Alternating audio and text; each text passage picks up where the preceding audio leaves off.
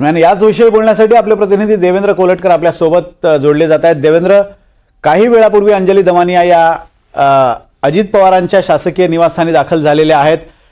काही वेळापूर्वी ज्या वेळेला त्या दाखल झाल्या त्यांनी काहीतरी प्रसार माध्यमांशी बोलण्याचा प्रयत्न केला होता, काय त्या म्हणाल्या होत्या?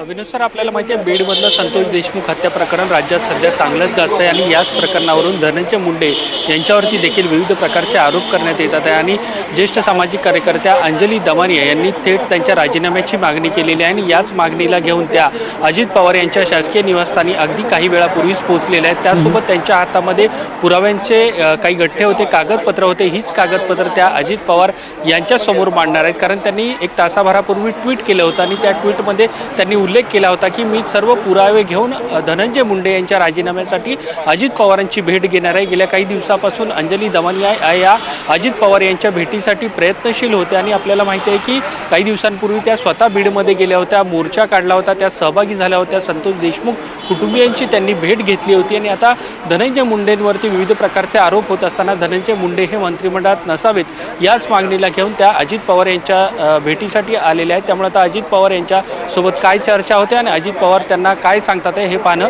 महत्त्वाचं असेल। अगदी अजित पवारांसोबत या मुद्द्यावर काय चर्चा होते आणि अजित पवार त्यांना काय सांगतायत हे पाहणं महत्त्वाचं असेल। धन्यवाद देवेंद्र दिलेल्या अपडेट्सबद्दल।